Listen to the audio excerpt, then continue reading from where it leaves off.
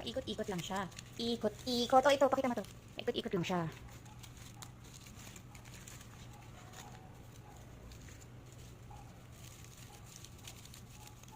O, diba?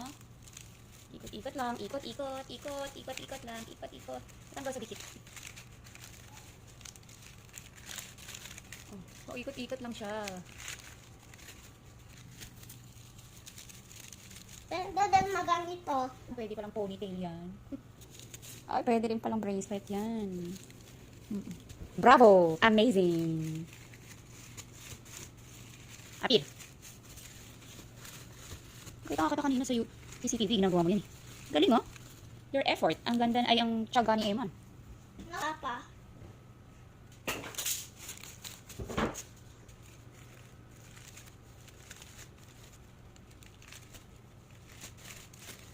O, diba? Paikot-ikot lang. Ang ganda. Ang galing. Great job. Ganda, ang galing mo sumunod ah. Paano mo sinunod yan? In slow motion mo or in stop yung video? Hindi ko na slow motion. Napanood ko sa short. Sa shorts mo lang napanood. Tapos hindi pwede slow mode ang mga short. Pwede lang slow mode ang video. Ay, oo nga. In stop mo lang, no? O pinanood mo ng maraming beses. Yeah. Napanood ko marami beses at na-stop ko marami beses. Take a closer look. I-close up mo. Dali, hindi nakikita eh. O, diba? Paano nagawa to ni Eman? Easy. Easy lang pala to. Yes, two papers lang need. Ganito. 2 papers lang need. All one. 2 papers lang ang need. All one. All one? Ano yun? Tignan mo. Tingnan mo po. Sige nga, tingin. Ah, ganyan pala. Tapos gugupitin. Ganyan. Ah, ganyan. And then? Tapos ganito. Okay. Tapos ganito. At ganito. Ganito. Ah, magpo-form ka ng square? Tapos may nakita ikaw. Tapos ilagay mo dito. Napapasok sa loob. Parang banig. I-weave mo. Yan. Ayan.